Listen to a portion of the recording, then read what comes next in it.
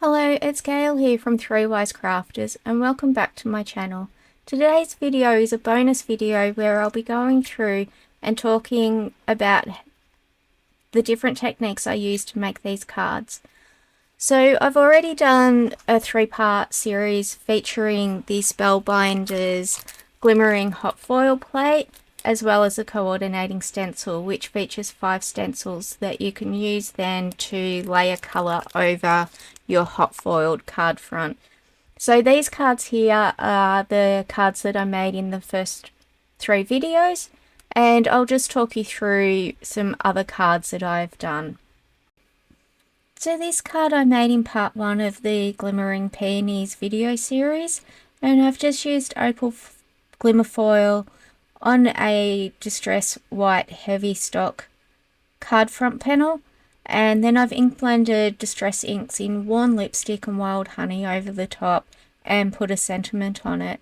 So off screen I did another panel, but this time I used distress oxide inks, and I used the opal glimmer foil again and used the exact same ink colours but in the distress oxide, so Worn Lipstick and Wild Honey.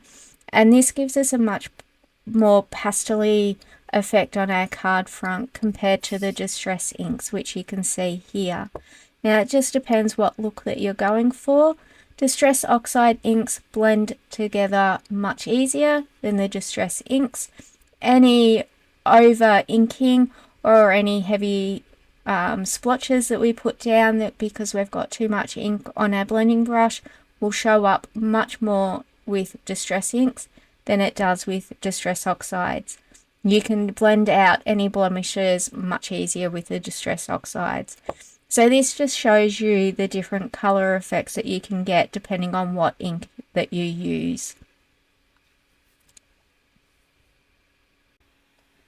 So this is a card that I made in the second part of the video series, and I wanted to make a sympathy card, but in the curved everyday sentiments there was no appropriate sentiment that I would typically use on a card, so I just made it into a birthday card. But I do really like the colours of inks that I've used, and on this card I used the Evergreen Bough in the Distress Ink range, as well as Bundled Sage and Scattered Straw for the flower centres.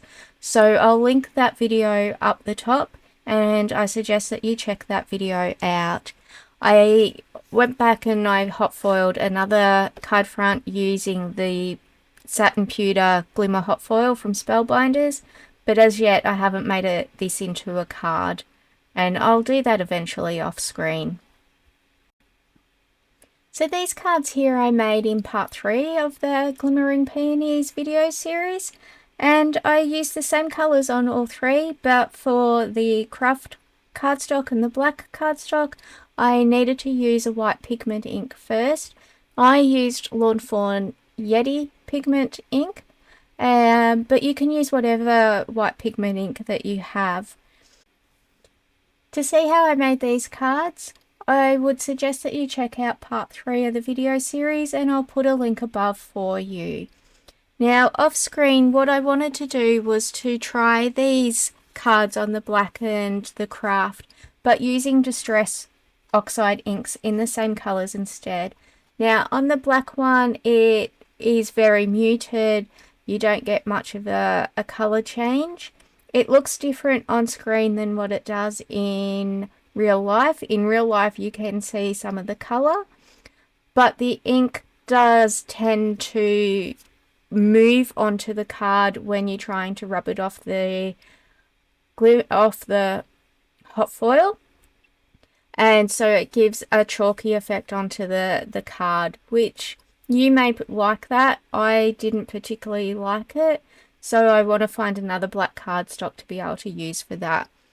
Now on the craft though, with the distress oxides, you can see it gives more coverage on your card, but it's harder to create shadows and light tone effects with your colouring just using the one ink. So you would need to use more than one colour in the colour family that you're using to create your card to get highlights and shadows and so forth. So you can see the difference on both of these using just normal Distress ink with this card and Distress Oxide for this card.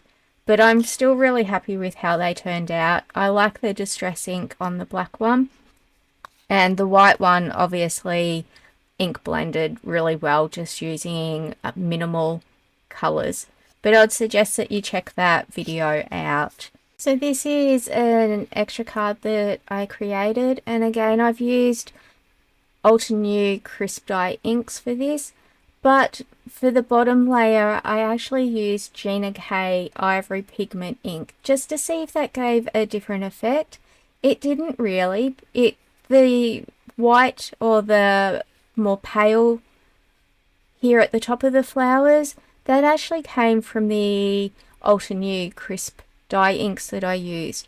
So I used Rouge, Crimson, Velvet, Warm Sunshine, Shadow Creek, Hunter Green to create this. And this is probably one of my favorite out of all that I've done. So if you haven't watched the third part of the video series, I talk about in that video that I've never actually ink blended on different colored cardstock. So this video series actually made me try different things myself, and I'm really happy with how things work on craft cardstock. So I'll probably end up doing a lot more cards using craft. So this card I used exactly the same inks as before from Altenew crisp dye as I did for the card that I just showed you. And as you can see, it doesn't show as much on the black cardstock, but I think that's more the black card type that I'm using. This is a Distress Black Heavy Stock, and it's got a more of a velvet texture, and the ink just doesn't sit well on it. You think that you've got ink color there layered on, but the ink that you're actually seeing is what's sitting on top of the gold foil. And if you rub that off the gold foil, then you actually don't have much color effect on your cardstock. So I will be trying different black cardstock, but the only one that I've got at the moment is from Stamping Up, and I find that their cardstock is too textured to be able to do hot foiling on well. The hot foil doesn't adhere in places as well as what it does on other cardstock. So in this card I just did a tone on tone, and I just used the one ink color, and that was Distress Ink Worn Lipstock. Again, I have never done tone on tone, and I really like this, and I think the amount of potential that you've got with different colored cardstock and different inks that you have is endless if we're only limited by our imaginations. So if you haven't tried tone on tone with your cardstock and ink blending, give it a go. You've got nothing to lose by having a try. If you're not comfortable trying a full-size card because of the cost of the cardstock, try on some scrap. We all have scrap cardstock in our supplies. Use some of your scrap and just have a go. So I'm really happy with this. As you can see, I have actually made it into a card, but I haven't put a sentiment on it yet because I don't know what I'm actually going to be using the card for. But all I did was use Cosmic Sky for the blue cardstock from Spellbinders, some gold glimmer foil from Spellbinders, a gold foil strip along the side, white blank space here for my sentiment, and that was so quick and easy to make. You would be able to make these cards as a gift set into say 4, 6, even 10. They are so quick and easy to make, and all you've got to do then is put a sentiment on for whatever occasion that you need it for. So this card I have actually used the stencils without doing glimmer foil first, and you can use the stencils to be able to create a card without having a glimmer foil machine. you will get some white effects here, and that's just where the foil is meant to go when you foil it. But to me, that's okay. We get separation with flower petals in real life, so I didn't mind that. And again, I just used the same ink that I used on most of my cards: Worn Lipstick, Twisted Citron, and Wild Honey from the Distress Ink range. And then I just matted it on gold foil, but I was really sneaky. I actually ran it through the die cutting machine first, and I cut out a panel underneath of the gold so that I wasn't wasting it. And then I just have it on some pink cardstock that I've got in my supply. And I think this pink cardstock is actually Pink Pirouette from Stamping Up. I've got a stack of Stamping Up cardstock, so I just use that where I can. So with these ones here, what I used was solid foil plate. So I have a round, a rectangle, and both of those are from Spellbinders. And then I have a solid plate from Pink Fresh Studios, and I used the leftover foil that we have from making our original card. So like this, the foil that we lay over the top and we tend to throw out and don't use, I used the solid plates then on the Glimmer machine. You just need to give it extra time to heat up and leave it for an extra couple of minutes. And what I found works is having some photocopy paper, a couple of sheets folded or cut in half, and just lay it on top just to create a little bit more pressure, because that plate, especially the big one, is solid and needs a lot more time to heat up. But this is the effect that you can get with that. So I used the round hot foil plate for that, and I just put over some foil and was able to create this effect. Now I will be using this to make a card, and I'll end up doing that off screen. So with these ones, I've just used the rectangle, the small rectangle, to be able to create a smaller detail for a card. And what you need to be careful of when you're running it through your die cutting machine is that your top plate, or your bottom plate, depending on what way you're running it through, doesn't have any scratches, any marks on it. Otherwise that will come through onto your hot foil, especially if you end up die cutting this out. My suggestion would be to try and trim this down rather than run it through your die cutting machine.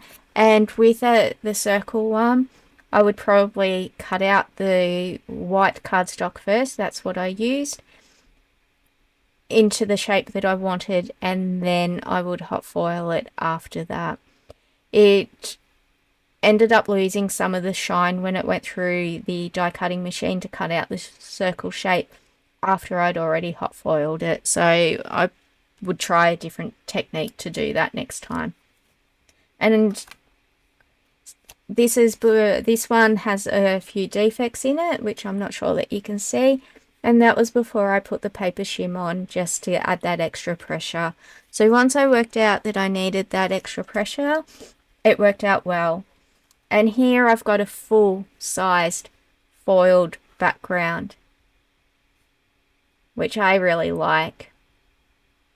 So for this one, all I did was run the hot foil plate through the die cutting machine on an embossing mat, but I suggest that you read your manufacturer guidelines for doing that before you do, just in case your machine is not suitable.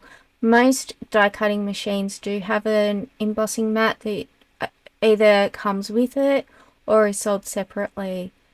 So this is with the plate laying down with the texture laying into the card, and then on this side, this is the raised impression that you get, similar to an embossing folder, but it's using your hot foil plate. Now you could colour over this, you could just run an ink pad over the top. I haven't done anything yet because I ran out of time. You could do a brayer, but you'd only end up with one colour over the top, and I would be trying to get colour over the flowers, and you could achieve that with an ink blending brush. You would get different shades for the raised parts as to what you would for the impressions. So it's up to you. There's no harm in trying any of these things. So I hope that you've enjoyed seeing these different cards and different ideas that you can use for your own projects. And I'll have all the links to the videos below as well, just in case you missed them, as well as all the supplies used. So I hope you've enjoyed today's video and that it's given you some extra ideas for using the Glimmering Peonies and the coordinating stencil, or for whatever supplies you choose to use. Please make sure that you subscribe to the channel and that you give the video a big thumbs up. Thank you for watching. See you next time.